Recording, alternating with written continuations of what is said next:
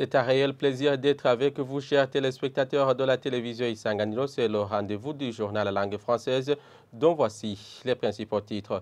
Le Premier ministre burundais promet d'aider à trouver solution aux problèmes qui hantent l'exécution des projets qui sont financés par le gouvernement et les partenaires, notamment le manque de devises et le départ des personnels vers d'autres emplois. Et en marge de la célébration de la journée internationale dédiée à la femme du 8 mars, dans ce journal, on va découvrir une malvoyante qui est devenue journaliste. Dans quelques instants, le détail.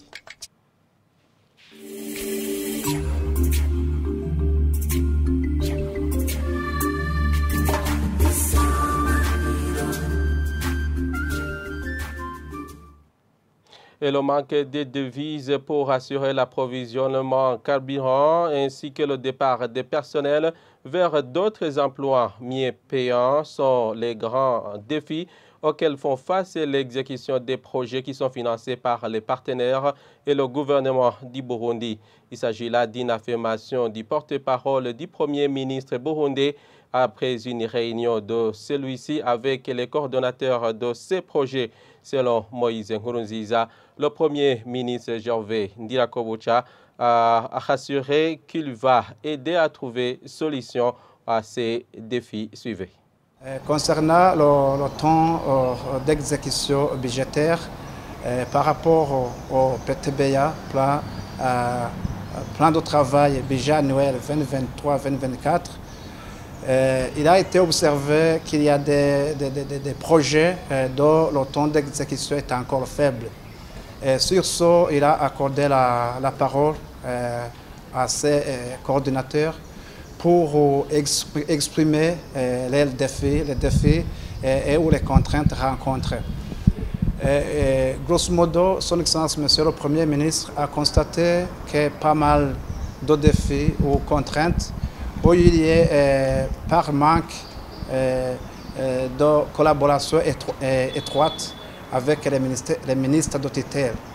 Il a recommandé alors de toujours travailler de main à main avec les ministères de tutelle pour trouver des solutions à temps avant de connaître certains retards qui ont été soulevés lors de cette réunion. Et les coordinateurs de ces projets ont également soulevé le problème de la pénurie du carburant qui fait que certains travaux connaissent des retards. Sur ce point, Son Excellence, Monsieur le Premier ministre, a promis que le gouvernement prend cette question à main et que d'ici peu de jours, une solution efficace sera prise par le gouvernement pour que ces projets ne connaissent plus ces retards, les retards qui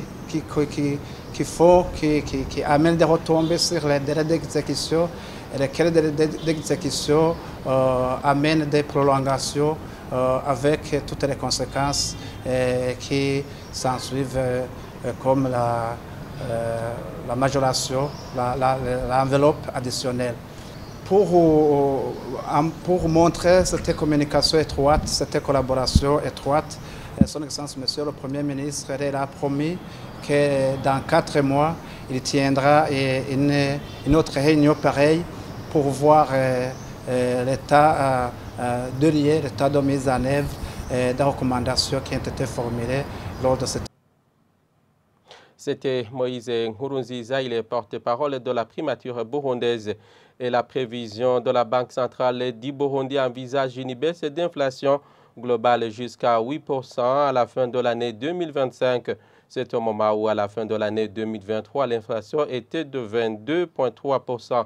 Cela a été annoncé ce jeudi au cours d'une conférence de presse tenue par la Banque centrale du Burundi sur la présentation de la politique monétaire du 4e trimestre de l'an 2023 et de la déclaration de celle du premier trimestre de l'an 2024. Suivez plutôt le gouverneur de la Banque centrale du Burundi, c'est Edouard Norma Vigendako.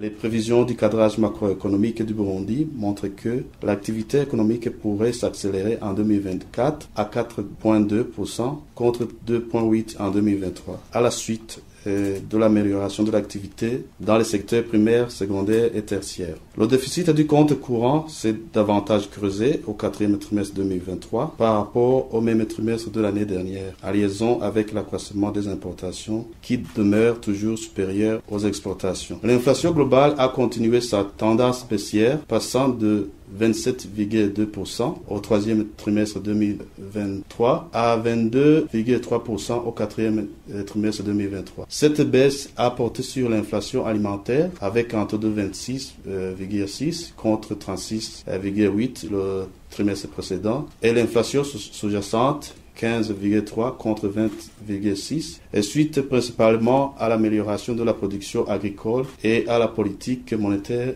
restrictive qui a été menée par la Banque centrale. Les prévisions de l'inflation indiquent que l'inflation globale va continuer sa tendance baissière pour s'établir à 15,2% au premier trimestre 2024. La Banque de la République du Burundi prend les mesures suivantes pour la période à venir. En premier lieu, le relèvement du taux directeur de 200 points de base qui va passer de 10 à 12%. Et en deuxième lieu, la période de constitution des réserves obligatoires est fixée à 15 jours à partir de la période de référence qui sera déterminée dans une circulaire. En troisième lieu, il y a la mise en place des titres de la Banque centrale comme un nouvel instrument de politique monétaire. En quatrième lieu, il y a la poursuite du processus de libéralisation du marché de change pour accroître la disponibilité de devises sur le marché. Et la Direction générale de la Régie de production et de distribution de l'eau et de l'électricité, Régie des eaux, rassure la population qu'il y aura une nette amélioration dans la distribution de l'électricité avant la fin de ce mois de mars. Le directeur général de la Régie des eaux, Jean-Albert Manigomba, explique que les travaux à l'origine des coupures répétitives qui sont observés ces derniers temps, notamment concernant le barrage hydroélectrique de Rusumo, devrait prendre fin avec ce mois de mars. Suivez Jean-Albert Manigomba, directeur général de la Régie des eaux, traduit en français par Balin Habyarimana. Nous sommes en train d'effectuer les derniers essais en matière de raccordement du courant électrique provenant des barrages hydrauliques de Rusumo Falls et celui de Kabuseze sur le réseau national. Concernant le barrage de Rusumo, on disposait 3 groupes dont un seul servait durant ces derniers jours, moyennant des lestages entre le Burundi, le Rwanda et la Tanzanie. En ce moment, la réhabilitation du deuxième groupe a été achevée et les travaux d'achèvement sont prévus en date du 13 mars pour le troisième groupe. Il s'agit du courant additionnel, puisque le courant produit par ces barrages nécessite des infrastructures adéquates. Il requiert ainsi la réhabilitation, remplacement et ou modernisation des équipements d'accueil. Par ailleurs, il y avait un projet de modernisation, extension du poste national d'accueil d'électricité.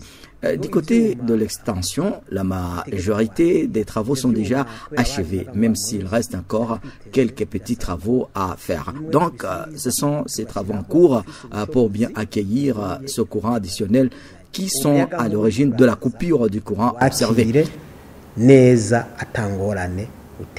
Hanyuma ku rugomero Kabuye 16 nago nyene tumaze iminsi ishika 3. Concernant le barrage Kabuseze, les travaux de raccordement du courant qu'il génère au réseau national ont été finalisés. Ce courant peut être transporté jusque sur le poste électrique national. Je saisis cette occasion pour informer la population qu'avant la fin de ce mois court, il y aura une amélioration nette dans la distribution du courant électrique, même si la maîtrise de la technique peut parfois nous dépasser. Et dans la suite de nos productions, en rapport avec la femme et en marge de la célébration de la journée internationale dédiée à la femme, célébrée le 8 mars, aujourd'hui on découvre une fille malveillante qui est devenue journaliste. Emeline Chemeza, qui avait du courage dès son bas âge, et elle se réjouit de son pas déjà franchi et malgré quelques défis en rapport avec l'exercice de son métier, notamment le déplacement de ses invités pour ses propres émissions. Elle appelle d'autres filles vivant avec handicap à œuvrer pour leur propre développement. Suivez.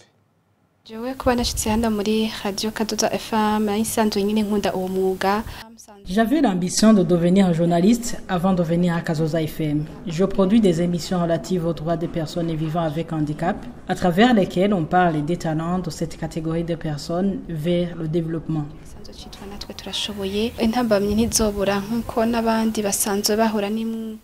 J'éprouve des difficultés comme tout autre journaliste, ainsi que dans mes productions. La difficulté concerne les personnes et ressources. Je voudrais avoir au studio des personnes vivant avec handicap, mais ce qui reste difficile est leur déplacement.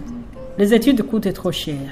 Mon ambition est que je continue mes études à l'université. Mais avant cela, je voudrais embrasser cette activité par laquelle toute personne vivant avec handicap aurait droit d'accéder, et cela dans la promotion de leurs droits et pour le bien de leur développement. Toute personne vivant avec handicap devrait savoir que son état ne constitue pas nécessairement une entrave de son développement, mais plutôt elle devrait être la première à lutter pour son avenir, faire ses études, si les moyens le permettent, et un artiste est là si bien dit, et meilleur avenir est dans l'Okai. Le banc de l'école est un moyen de développement par excellence.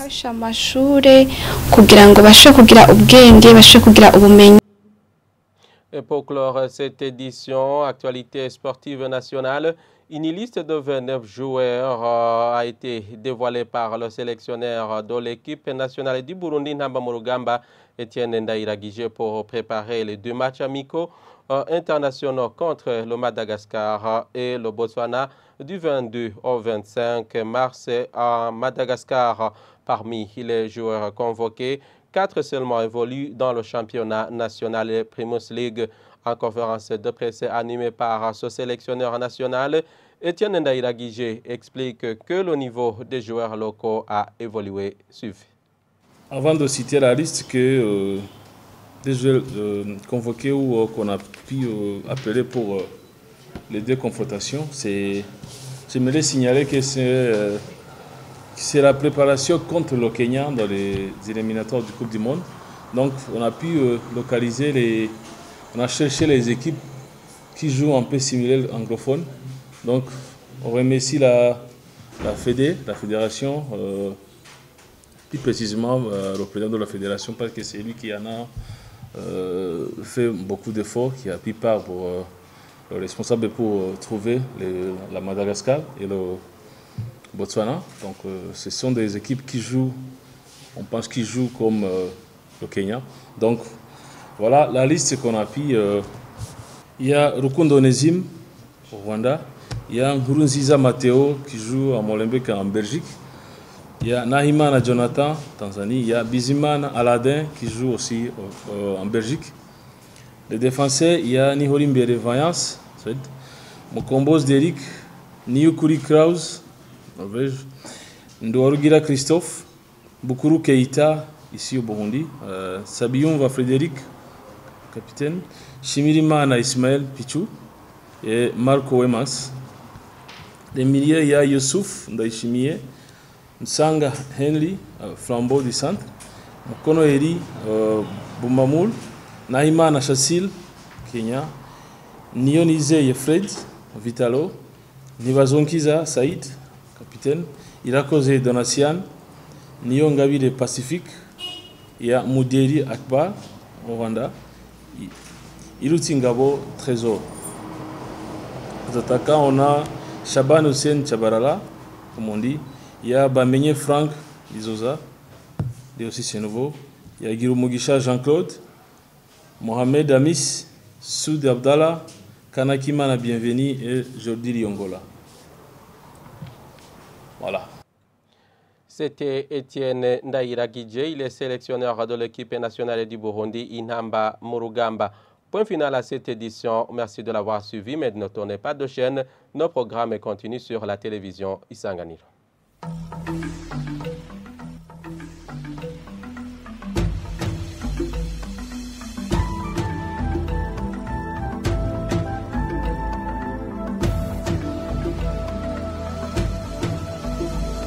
Isa